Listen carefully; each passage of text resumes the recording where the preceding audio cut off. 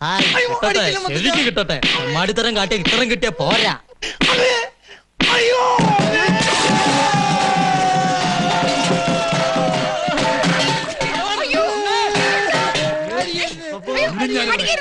അയ്യോ മുത്തശ്ശ വേണ്ട. ആരോടാ നീ കളിച്ചോന്നറിയോ? അവന്റെ അറിവില്ലായ്മ കൊണ്ടല്ലേ? ഇതിന് അറിവില്ലായ്മ എന്നല്ല പറയാ, അഹങ്കാരം. ഇവന്റെ പെട്ടിയും പ്രമാണങ്ങളൊക്കെ പുറത്തേക്ക് എടുത്തോളൂ. ആയുഷ്കാലം മുഴുവനും ഇവന്റെ പെട്ടി ചുമക്കാനാ നിന്റെ വിധി. ഇവനിട്ട് രണ്ട് കൊടുത്തു വിടേണ്ടതാ. പുറത്തേക്ക് ഇറങ്ങിക്കോളൂ. ആ പോക, ഇറങ്ങുക. വാസുമതി തിരുമാ വിട തരൂ. അതിന് ചേട്ടന് വിട തരൂ. മുത്തച്ഛ എന്നോട് എന്തെങ്കിലും കാരണം തോന്നണെങ്കിൽ ഒരു എസ്റ്റിഡ് വിളിക്ക.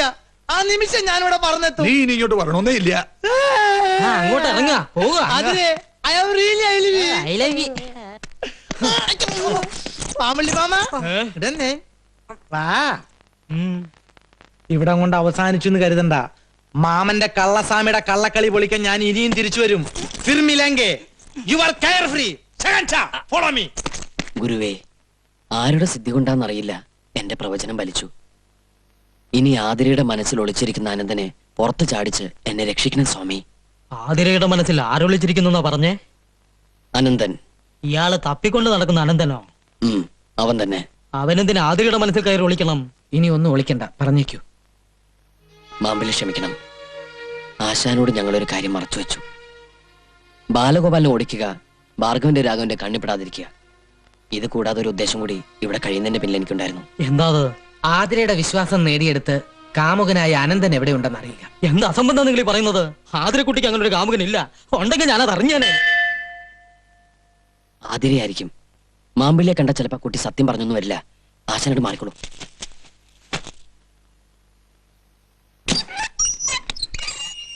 ആ, ആതിര ഇന്ന് സന്തോഷവതിയാണല്ലോ. അതെ, നന്ദി പറയാൻ വന്നതാണ്. ബാലേട്ടൻ ഇവിടുന്ന് ഇത്രയും പെട്ടെന്ന് തിരിച്ചു പോകുന്ന സത്യത്തിൽ എനിക്ക് അത്ര വിശ്വാസമില്ലായിരുന്നു. ഇപ്പൊ വിശ്വാസമായോ? ആയി. മനസ്സിലെ മോഹത്തിന് മാർഗതടസ്സമായി വന്നയാൾ ഒഴിവായി. ഇനി പറയൂ, മനസ്സിൽ ഒളിപ്പിച്ചിരിക്കുന്നയാള് എവിടെയുണ്ട്? എവിടെയുണ്ടെങ്കിലും ഇവിടെ വരുത്തി നാം നിങ്ങളുടെ വിവാഹം നടത്താൻ സഹായിക്കാം. സത്യമാണോ? സത്യം. പറയട്ടെ? പറയൂ, എവിടെയാന്ന് പറയൂ. എന്റെ മനസ്സിൽ ഞാൻ ഒളിപ്പിച്ചു വെച്ചിരിക്കുന്ന ആള് ആ, അത് സ്വാമിയാണ്. സ്വാമി, ഞാൻ അപ്പോഴേ പറഞ്ഞില്ലേ ആതിരയ്ക്ക് ഇങ്ങനെ ഒരുത്തനുമായിട്ട് ബന്ധമുണ്ടാവാൻ വഴിയില്ലെന്ന്. അപ്പൊ നീ എന്താ പറഞ്ഞത്? അവര് തമ്മിൽ ഫോണിൽ സംസാരിക്കാറുണ്ട്, കത്തെഴുതാറുണ്ട്.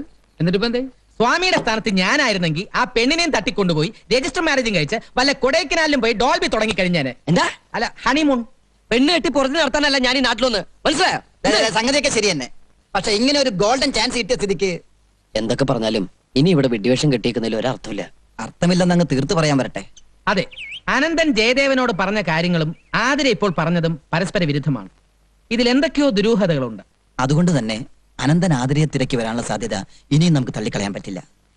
എന്തായാലും പെട്ടെന്ന് ആശ്രമം വിട്ട് പോരുന്നത് അത്ര പന്തിയല്ല. ഒന്നുമില്ലെങ്കിലും ഇത്രയും നാൾ ഭോജനം കഴിച്ചതിന്റെ നന്ദിയെങ്കിലും കാണിക്കണ്ടേ? പിന്നെ എവിടെ ഒളിച്ചിരുന്ന് അനന്തനെ കണ്ടുപിടിക്കാൻ ശ്രമിക്കുന്നതിലും സേഫ് അല്ലേ ആശ്രമത്തിൽ തന്നെ താമസിച്ച് അന്വേഷണം തുടരുന്നത്? മാത്രമല്ല, ആരോടും ഒന്നും പറയാതെ പെട്ടെന്ന് അങ്ങോട്ട് മുങ്ങിയ വൈദ്യർക്ക് വല്ല സംശയം തോന്നിയാലോ? പോലീസിലെങ്ങാനും വല്ല കംപ്ലൈന്റും കൊടുത്താ ചിലപ്പോ നമ്മളൊക്കെ കുടുങ്ങിന്ന് വരും. ഞാൻ പോയി നോക്കിട്ട് വരാം. പോലീസിന്റെ കാര്യം പറഞ്ഞോളൂ, അപ്പോഴേക്കും ജീപ്പ് കിടത്തിയോ? അയ്യോ പ്രേമദാസ, ആ കാലമാണന്മാർ ഇവിടെ എവിടെയെങ്കിലും ഒളിക്കണം. ഞാൻ പോയി നോക്കിട്ട് വരാം. എവിടെടാ ജയദേവൻ? ജയദേവനോ? അങ്ങനെ ഒരാൾ ഇവിടെ താമസമില്ലല്ലോ. ഉണ്ടോ ഇല്ല? ഞങ്ങൾ അകത്തേക്ക് കയറാൻ പറ്റില്ല.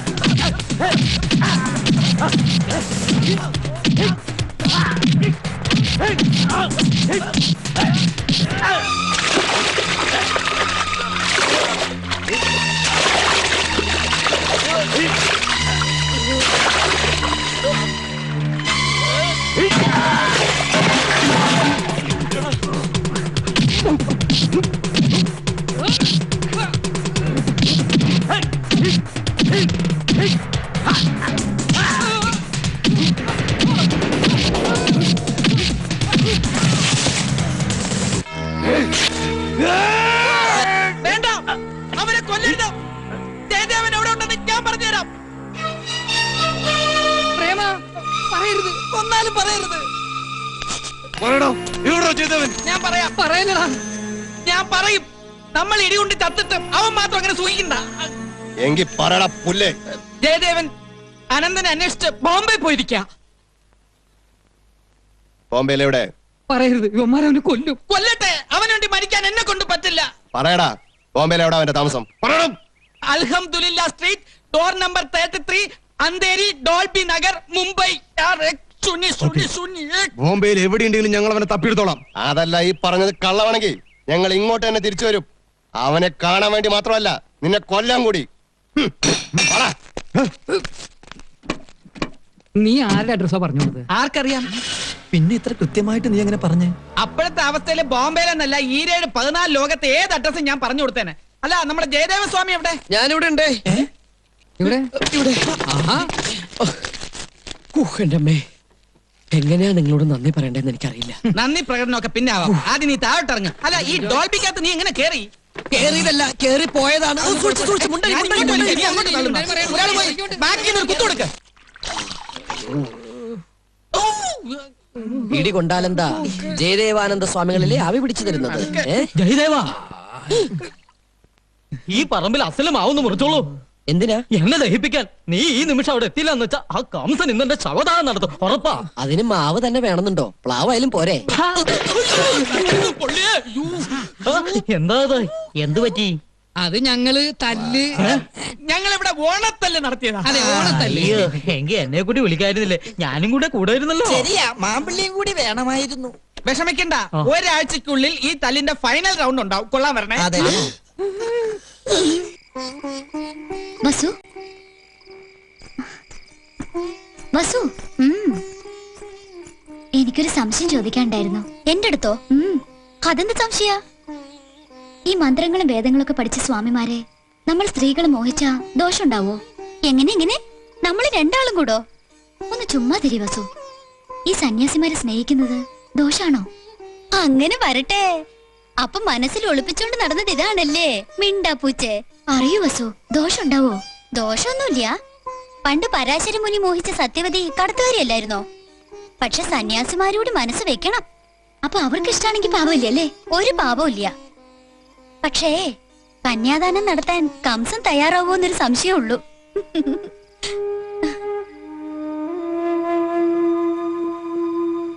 അത് കൊടുത്തിട്ട് ആ ഉരുളിയും പാത്രങ്ങളൊക്കെ കലവറിലേക്ക് വെച്ചോളൂ കേട്ടോ.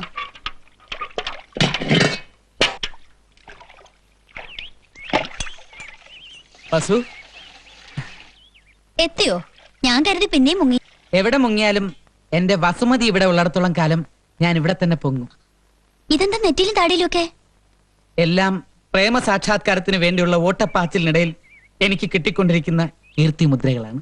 ആ, വല്ലയിടത്തും കക്കാൻ കയറിയപ്പോ ആരെങ്കിലും പിടിച്ച് പിടച്ചിട്ടുണ്ടാവും. വസു, ചങ്കിക്കൊള്ളുന്ന വർത്തമാനം പറയരുത്. വസുവിന്റെ മനസ്സിലല്ലാതെ വേറെ ഒരിടത്തും ഞാൻ ഇതുവരെ കക്കാൻ കയറിയിട്ടില്ല, അറിയോ? എന്ത്? എന്റെ മനസ്സിൽ കയറിയെന്നാ? അയ്യടാ, ആ പൂതി അങ്ങ് മനസ്സിൽ വെച്ചാ മതി. ഇങ്ങനെ എത്ര പേരോട് പറഞ്ഞിട്ടുണ്ട്. അപ്പൊ എന്നെ വിശ്വാസമല്ല അല്ലേ? പൂയിലിക്കാരനല്ലേ? പൂയില്ലയോ? വേണ്ട, പാവത്തൊന്നും കാണിക്കണ്ട. അസുര ജന്മല്ലേ? ഉള്ളിലിരിപ്പ് എന്താന്ന് എനിക്കറിയാം. എന്റെ ഉള്ളിൽ ഒരു ചിന്ത ഇരിപ്പുള്ളൂ, നമ്മുടെ കല്യാണം. ഇത് കണ്ടോ, ഞാൻ വസുവിന് വേണ്ടി വാങ്ങിയതാ, മെയ്ഡ് ഇൻ ഇന്ത്യ. 4 ആളെ വിളിച്ചുകൂട്ടി നിശ്ചയം നടത്താൻ ഒരു സ്വർണ്ണ മോതിരം വാങ്ങാനായിരുന്നു മോഹം. പക്ഷെ പൈസ തികഞ്ഞില്ല. വിളിക്കാം, എല്ലാവരുടെ മുമ്പിൽ വെച്ച് വസുമതിയുടെ കയ്യിൽ ഞാൻ ഈ മുദ്ര വളകൾ അണിയിക്കും. വസുമതിയായിട്ട് ബന്ധപ്പെട്ട എല്ലാവരും വിളിക്കാം. വേണ്ടതിന് പറയരുത്. ഞാൻ ഇതുവരെ ആരുമായിട്ട് ബന്ധപ്പെട്ടിട്ടില്ല. അയ്യോ, ആ ബന്ധമല്ല, ബ്ലഡ് റിലേഷൻ. എന്ത് ബന്ധായാലും എനിക്കിതൊന്നും വേണ്ട. അയ്യോ, അങ്ങനെ പറയല്ലേ. ചുമ്മാ മിണ്ടത് പോകുന്നുണ്ടോ? ഇല്ലെങ്കിൽ ഞാനിപ്പോ ചങ്കെടുത്ത് കാണിച്ചാലും ചെമ്പരത്തി പോവാണെന്ന് പറയല്ലേ വസു? ആർക്കാ പ്രേമ ചെമ്പരത്തിപ്പൂ? അത് പിന്നെ പൂജയ്ക്ക് അല്ല സ്വാമിക്ക് കുറച്ച് ചെമ്പരത്തി പൂ വേണമെന്ന് പറയായിരുന്നു. അതിനെന്തിനാ വസുമതിയെ ബുദ്ധിമുട്ടിപ്പിക്കണേ? അതെ. ആതിരോട് പറഞ്ഞാലും കൊണ്ടു തരായിരുന്നല്ലോ. അല്ല, അത് ഞാൻ പറഞ്ഞു കൊണ്ടിരിക്കാം. ആതിരേ, എന്താ അച്ഛമ്മേ? സ്വാമിക്ക് കുറച്ച് ചെമ്പരത്തിപ്പൂ പറിച്ചു കൊടുക്കൂ. പ്രേമം പൊയ്ക്കോളൂ, കുട്ടി കൊണ്ടു തരും. പൊയ്ക്കോളൂ. എന്റെ തലയിൽ ചെമ്പരത്തി പൂ പ്രേമ. വരുന്നു. ഇനി കാർ ഇവിടെ ഇല്ലാന്ന് വെച്ചാൽ ഞാൻ ടാക്സി വിളിച്ചു തരാം. പറയാതെങ്ങും പോകല്ലേ സ്വാമി. ആത്മീയ വിളി എപ്പോഴാണ് എങ്ങോട്ടാണ് എന്നൊന്നും പറയാൻ പറ്റില്ലല്ലോ. എങ്ങോട്ടായാലും ഹോമം പൂർത്തിയായിട്ടേ അവിടുന്ന് പോകാവുന്നൊരു അപേക്ഷയുണ്ട്. ഇയാളുടെ മുഖത്തെന്താ ഈ കരിവാളിച്ച് കിടക്കുന്നത്? കർമ്മദോഷം തീർന്നില്ല എന്നുണ്ടോ? നോം പറഞ്ഞിട്ടില്ലേ പോയില്ലും തന്നെ. ഓ ഉം. ശിവ ശിവ. മകളി പ്രിയ, ഇനി എന്റെ ക്ഷമയെ പരീക്ഷിക്കരുത്. എനിക്കിപ്പോ അറിയണം എന്താണ് ഈ പൂല്യം. പറയടാ. അതെ, രാജയോഗത്തിന് പകരമുള്ള ഒരു യോഗ. രാജയോഗത്തിന് പകരമുള്ള യോഗോ? ഈശ്വര, ഇത് നേരത്തെ പറയണ്ടേ? സ്വാമി സ്വാമി സ്വാമി. ഇത്രയും മതിയോ സ്വാമി? ഇത്രയും മതിയാവോ സ്വാമി? സ്വാമിയുടെ മുഖം കണ്ടറിയാം മതിയാവില്ല, കുറച്ചുകൂടെ വേണ്ടി വരും. എന്നാ ഞാൻ ഇപ്പൊ കൊണ്ടുവരാം. ആർക്കായി ചെമ്പരത്തിപ്പൂ? ചെമ്പരത്തിപ്പൂ ഭ്രാന്തിന്റെ ചികിത്സയ്ക്ക് നല്ലതാണെന്ന പുതിയ കണ്ടുപിടുത്തം. ഇവിടെ ആർക്കാ ഭ്രാന്ത്? ഇപ്പൊ ആർക്കും ഇല്ല, നാളെ ആർക്കെങ്കിലും വന്നുടന്നില്ലല്ലോ. അതല്ലേ ഇവിടുത്തെ അവസ്ഥ. കൊണ്ട് കളഞ്ഞേക്കല്ലേ? കൊണ്ടുപോയി തലേ ചൂട്.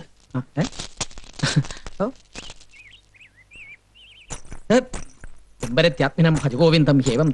എന്തേ സ്വാമിക്ക് ഇഷ്ടായില്ലേ? ഇഷ്ടമായില്ലെന്നോ? ഭയങ്കര ഇഷ്ടമായി. ഇത് കൊണ്ടുപോയി തലയിൽ ചൂടാൻ പറഞ്ഞു. തലയിൽ ചൂടാനോ? ചെമ്പരത്തി പൂവോ? അതെ, ഓരോരുത്തരുടെ ഓരോ മോഹങ്ങളെ. പൂയം തൊട്ടൊരു മൂന്നും കെട്ട പൂയം തൊട്ടൊരു മൂന്നും കേട്ട മുതലഞ്ചേന ഹിതാരസ്ത്രേഹ.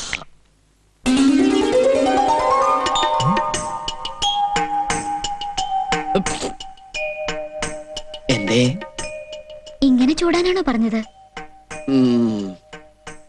ഇഷ്ടായോ? ഉം. എന്നാ ഞാൻ പൊയ്ക്കോട്ടെ. പാവം വട്ടായെന്ന് തോന്നുന്നു. ഇനി ഇതിനും ഹോമം നടത്തേണ്ടി വരുമോ ഈശ്വരാ? ഞാൻ പയ്യന്റെ ചെറിയച്ഛനാ, തമ്പിക്കുഞ്ഞ്. ഇത് അമ്മാവൻ. കേട്ടിട്ടുണ്ടാവും, കുളങ്ങരക്കണ്ടിയിൽ കുഞ്ഞിരാമൻ. എവിടെയോ കേട്ടിട്ടുണ്ടെന്ന് തോന്നുന്നു. ഇതാണ് ചെറുക്കന്റെ ഫോട്ടോ. സുഭദ്രേ. ആതിരി എന്നല്ലേ കുട്ടിയുടെ പേര്?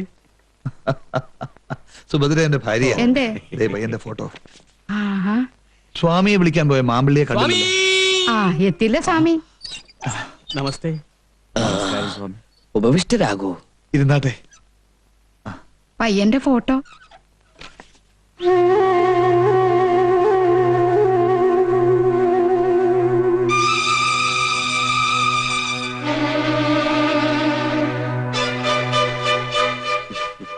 പേരിൽ നാഗത്തിന്റെ പര്യായം ഉണ്ടാവണമല്ലോ.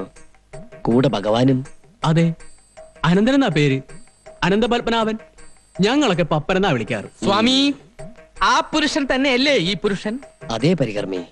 ഏതു പുരുഷന്റെ കാര്യമാണാവോ പറയണത്? ഇന്നല്ലെങ്കിൽ നാളെ ഇങ്ങനെ ഒരു പുരുഷ ജാതകം ഈ തറവാട്ടിലെത്തുമെന്ന് സ്വാമി എന്നോട് പ്രവചിച്ചിരുന്നേ. സത്യാണോ? സത്യം, എന്നോടും പറഞ്ഞിരുന്നു. പൂയം തൊട്ടൊരു മൂന്ന് കേട്ട മുതലഞ്ചന ഹിതാരസ്ത്രയ. തിരുവാതിര നക്ഷത്ര ജാതകയ്ക്ക് ചേർന്ന ജാതകാരൻ തന്നെ. 9 പൊരുത്തങ്ങളും നാം കാണുന്നു. ഇപ്പോൾ ഈ മുഖശ്രീമാൻ സ്ഥലത്തില്ല അല്ലേ? ഡൽഹിയിലാ. ഇപ്പോൾ വലിയ നിലയില. നാട്ടിലൊരു കൂറ്റൻ ബംഗ്ലാവ് പണിയിപ്പിച്ചോണ്ടിരിക്കുക. എന്നാൽ തീരുമാനിച്ചോളൂ. ആതിരയുടെ വരൻ ഈ മുഖശ്രീമാൻ തന്നെ. അനന്തൻ, അനന്തപത്മനാഭൻ. ഇനി ഒട്ടും വൈകിക്കണ്ട. ശരി. വരൂ പരികർമ്മി. സ്വാമി.